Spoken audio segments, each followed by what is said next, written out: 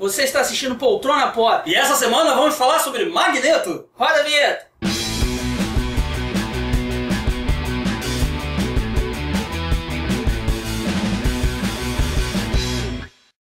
Aproveitando o mês X, né, o mês dos X-Men, vamos falar aí do personagem icônico, Magneto. Ninguém menos que Magneto. Conforme prometido no último programa, vamos falar os lados bons e ruins de Magneto, quando ele se envolveu tanto a favor quanto contra os X-Men. E aí, qual vai ser a primeira história, a primeira coisa icônica que aconteceu com o Magneto aí, contra ou a favor dos X-Men? Eu acho que contra os X-Men é a primeira história dos X-Men, que é quando o Magneto afunda o submarino nuclear, inclusive cena que aparece no... Eles fazem uma menção a essa cena no filme do... X-Men First Class? First Class. Ah, obrigado. sim, sim. Mas antes disso, nós vamos falar da primeira vez que o Magneto trabalhou a favor dos X-Men. E foi na história Deus Perdoa, o Homem Mata, que aqui no Brasil pela primeira vez foi publicada pela editora Abril como O Conflito de uma Raça. Olha aqui, a edição da época, olha só, a velhinha, tá aqui. É, edição escrita pelo grande Chris Claremont e desenhada pelo Brent Anderson. Essa edição faz parte da série Graphic Novel, que foi lançada pela editora Abril ao longo da década de 80, que tem como característica um formato maior, um papel especial e cores mais vivas. E nessa história, os X-Men enfrentam o reverendo William Stryker, que no filme X-Men 2 aparece como Coronel William Stryker. É verdade, é verdade. Essa história foi utilizada como base para o enredo do filme X-Men 2. Nessa história, o reverendo William Stryker comanda uma cruzada religiosa contra os mutantes, alegando que os mutantes, na verdade, são aberrações, né, do inferno. Religiosas. Exatamente. Isso aí, que o professor Xavier, líder desse movimento mutante, é, na verdade, o anticristo. É assim. E aí, por falar em anticristo, quem se une aos X-Men para ensinar uma lição ao reverendo William Stryker é ninguém menos que o bom e velho Magneto. Rapaz, que perigo, hein? A história é muito boa, ela foi republicada mais à frente pela Panini, já com o nome oficial, Deus Perdoa, o Homem Mata, no mesmo formato, só que com capa cartonada. Ela saiu com o nome de Deus Perdoa, né? Mas o original é Deus Ama, né? God Loves, né? Deus Man ama, isso aí, Deus ama, o Homem Mata, God Loves, Man Kills. E depois que ela foi republicada pela Panini, aí vem Deus Perdoa, o Homem Mata, fazendo referência a um filme de faroeste do Clint Eastwood, que tem esse nome. É mesmo, tem razão. Tem esse nome, o filme do Clint Eastwood. Tá certo. Depois disso, cara, a gente tem aquela história que o Magneto se torna professor dos Novos Mutantes. Cara, essa história é icônica por causa do seguinte. Escrita, óbvio, pelo nosso querido Chris Claremont, que é o cara que escreveu X-Men durante mais de 20 anos, né, seguidos. Né, e ele é doutor em X-Men, né? Literalmente ele criou personagens novos e também deu funções a grandes personagens como o próprio Magneto, né? E Wolverine, Tempestade, enfim, ele conseguiu fazer grandes coisas com esse personagem. E nessa época dos Novos Mutantes, né, a história era desenhada pelo Bill Sienkiewicz, né? De Electra Assassina, dentre outros títulos bacanas. Repete que nome complicado dele, eu nunca consegui falar o nome, repete o nome do cara. Bill Sienkiewicz, né? Se eu não me engano ele é eslavo, não tenho certeza. São, né? Mas ele é lá no leste europeu. 32 consoantes seguidas no nome do cara. Só tem duas vogais e no início. Tá certo, tá certo. E o que acontece? Numa determinada batalha, os Novos Mutantes morrem. Né? Eles literalmente são assassinados, né, por um dos vilões. E o professor Xavier tem que ir junto com o Império Shi'ar, que tem lá o Corsário, que é o pai do Ciclope, né? O grande personagem. Inclusive, eu acho até que deveriam utilizar esse personagem mais na mitologia, eles não utilizam tanto. E o Xavier precisa ir para lá porque também está acontecendo em seguida, os X-Men estão no espaço lutando contra a ninhada, né? Que seria uma espécie de alien que tá no corpo deles, eles estão com poucas horas para morrer. E os Novos Mutantes são ressuscitados e o Xavier fala o seguinte: cara, eu só confio em você, Magnus, para poder tomar conta da equipe. E se une a ele ninguém menos que Emma Frost. Aí você fica perguntando, cara, Emma Frost e Magneto tomando conta da equipe. E foi maravilhoso, porque eles estavam naquele pós-reviver, né? Eles acabaram de ressuscitar e eles eram adolescentes mesmo.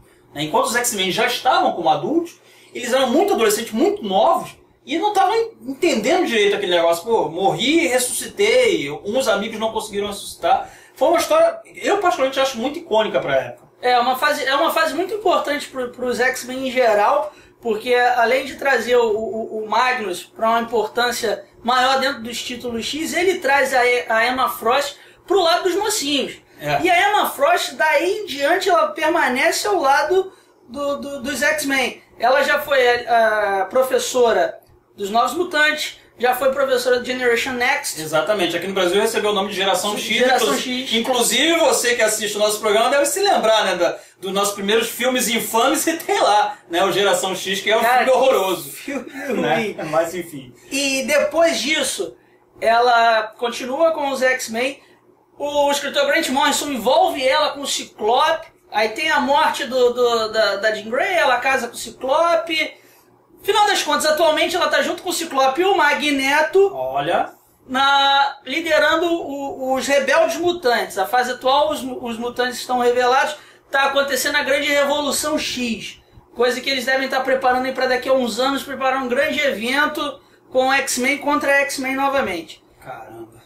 Outra coisa importante dessa história é que por colocar dois vilões liderando os X-Men, a equipe original que faz parte que passou a trabalhar como X-Factor se afasta deles. É verdade. E aí na primeira vez que o Apocalipse aparece, que é o vilão inclusive do próximo filme dos X-Men, o X-Factor enfrenta o Apocalipse sozinho. Ele não tem o apoio dos X-Men, porque eles não querem papo com os X-Men. Inclusive, eles estão achando que os X-Men estão mortos. É verdade. E o X-Factor era composto justamente por Garota Marvel, né, Jean Grey, o Fera, o Ciclope e mais quem? O Anjo e o Homem de Gelo. É verdade. Então a equipe original virou o X-Factor para poder enfrentar aí né, os vilões, enquanto os X-Men supostamente estariam mortos no espaço. Isso. O X-Factor passa a trabalhar pelo governo, né, controlando os mutantes. E aí tem a maior história dessa fase, é a história do Apocalipse. Inclusive é a história que eles mandam o filho do Ciclope de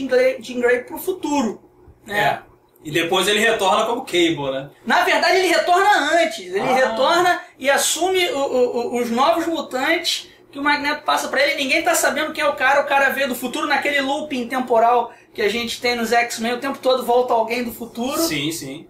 E o pior de tudo, né? Ele volta e ainda acaba sendo desenhado por Rob Liefeld. Pô, aí... Coitado do cara, é um personagem bom, né? É um personagem bacana mesmo. Ele criado foi pela Louise Simonson. Isso, ele foi desenhado e vampirizado nos personagens depois do Rob na Image, né? Tem vários personagens na Young Blood, na Blood Strike, que são o próprio Cable. É verdade. De volta às histórias do Magneto, acho que vamos lá. Uma outra história importante pra gente falar... A gente chega nos anos 90, né?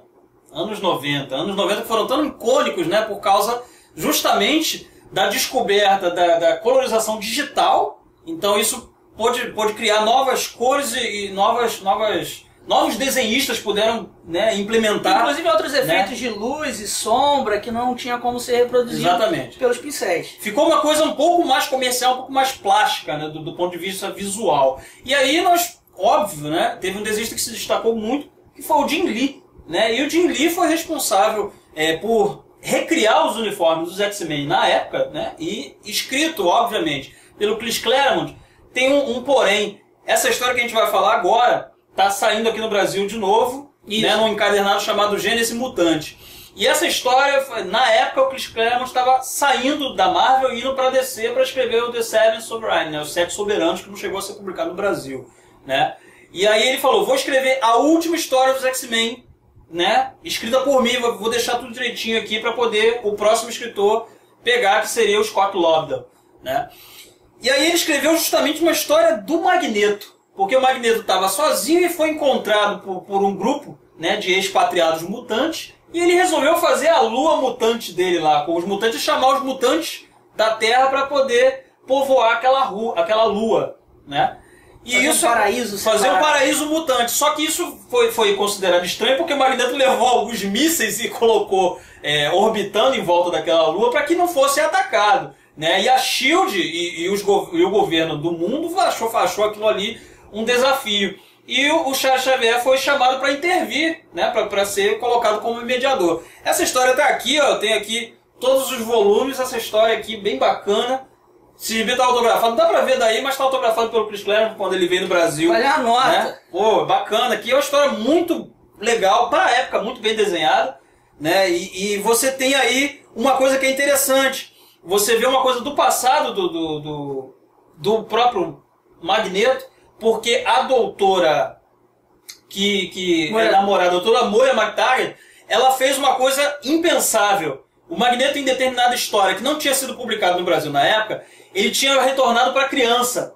E aí ela fez uma modificação no gene dele para ele poder ser bonzinho. Esses caras, os expatriados que entraram em contato com ele, descobriram isso e conseguiram tirar. Então ele voltou a ser o vilão, vamos dizer assim, né? Porque ele até então estava fora da vilania. E ele consegue fazer isso justamente com os X-Men. Então tu vê os X-Men se voltando contra o Xavier. Cara, é uma história muito bacana. Metade dos X-Men passam a trabalhar com ele, inclusive no Asteroid M. Exatamente. Outras coisas interessantes a serem ditas sobre essa história. Os mísseis nucleares que o Magneto leva são os mesmos mísseis que estão no submarino que ele afunda na primeira história dos X-Men publicada. Olha só, o Claremont falou assim, vou fazer o link com tudo que é a minha última história. Vou encerrar, vou fechar todas as pontas. E é uma história do Charles e do Magneto, né? E você vê ali no final, a gente não vai contar spoiler, mas você vê um final assim, meio que trágico, né? Você até pensa assim, pô, será que vai acontecer uma tragédia grande com o Magneto ou com o Xavier? Enfim, você tem que ler, tá aí nas bancas, você vai... É um gibizão, né? É um gibi bem legal. Outra coisa interessante é que ele foi o tiro de largada pra grande especulação dos quadrinhos. Né? Cara, isso foi a parte ruim desse gibi. Teve mais de 1 milhão de cópias vendidas. Porque o gibi é muito bom? Não, aqui no Brasil, você abre a capa num painel. Exatamente, dos dois lados. Lá nos Estados Unidos, cada pedaço foi uma capa separada. Caraca, bicho. Então o cara que era colecionador, ele comprou 6, 4, 5 números da mesma revista para poder ter as capas diferentes. Isso é feito até hoje, a DC fez isso na Crise Final. Na Crise Final não, desculpa, na Crise Infinita. Sim, é verdade. Fez, eu acho que no Flashpoint também. É verdade. Não tenho certeza. Mas assim, infelizmente isso gerou essa especulação, foi a parte ruim. Né? Mas a história é bem escrita, ele conseguiu encerrar legal assim, a saga dele com os X-Men. E depois ele voltou. Ele se arrependeu, né? Não deu certo na DC e acabou voltando.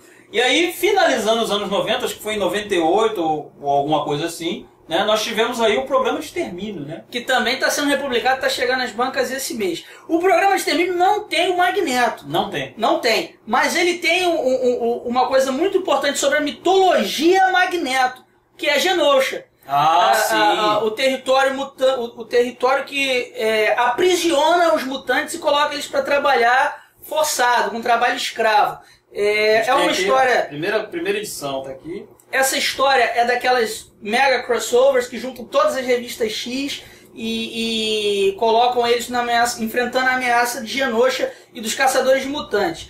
Por que é importante? Mais tarde, já entre 90 e 2000, o Magneto vai ter uma outra história muito importante chamada Guerra Magnética, que ele ameaça a ONU do seguinte: olha só, se vocês não criarem um paraíso mutante, eu vou simplesmente inverter os polos magnéticos da Terra. Caraca. Ponto. Mas, pô, fica a pergunta, peraí, não, vamos com calma. Ele tem poder pra isso mesmo? Meu irmão, ele é o Magneto, tudo bem, mas cara? Caramba! Ele é o Magneto. Você vai peitar... Pô, Magneto, você não tem poder pra isso? Realmente. Foi uma correria, foi uma história razoável, a qualidade dos X-Men já tinha caído bastante nessa fase. Foi uma correria das equipes mutantes. No final das contas, a ONU entrega Genosha pra ele. Interessante. Genosha era uma ilha que já estava desmantelada desde o programa de extermínio, porque os X-Men foram lá, acabaram com o governo, mas aí, meu irmão, agora vocês se viram. Aí ficou guerra civil, o Magneto foi lá e organizou tudo. Sim. Qual é a grande importância? Depois, Grant Morrison destrói Genosha. Exatamente. New X-Men, né? Que foi a nova fase. Junto com os filmes, que a fase foi que... A principal mudança, né, foi que mudou, de novo, os uniformes, né? Trouxe a Emma Frost para os X-Men novamente. Para a equipe principal. E ainda por cima destruiu Genosha justamente, olha só que estranho. Ele escreveu o gibi antes e o gibi saiu antes, poucos meses antes da destruição das Torres Gêmeas. É verdade. Inclusive tem uma cena que é impressionante, que tem um jato ou alguma coisa assim vindo para duas torres de Genosha, né, que é muito parecido com o que aconteceu, lamentavelmente, Nos Estados Unidos. É interessante. Então, assim, foi uma fase diferente, né? Apesar de não ter o Magneto ali centralmente, né? Mas foi uma fase diferente que acabou sendo cimentada, né? Encerrada, assim, a fase do Magneto nessa época, né? Com o Grant Morrison aí escrevendo New X-Men. Que é uma série que vale muito a pena. A Salvat tá relançando ela todinha agora nas bancas. Vale a pena, tá barato e a qualidade tá boa. R$30 para aqueles encadernados de capa dura da Salvat. E eu acho que pra encerrar, vale a pena a gente falar do Magneto fazendo parte da Revolução X do Ciclope. Ah, sim, é verdade, né? O Ciclope deu a banana lá e o pessoal falou assim, não é banana, é um X e tal. Desde os Vingadores vs X-Men, o Ciclope é um vilão, né? Tá sendo perseguido pelos Vingadores, tá sendo perseguido pelas autoridades. Ele agora tá liderando a Revolução Mutante e junto com ele tá o Magneto. E detalhe, o Magneto não tá liderando essa Revolução Mutante. O Magneto tá seguindo as ordens do Ciclope. Seguindo as ordens do Ciclope? Ciclope é o personagem mais chato do universo.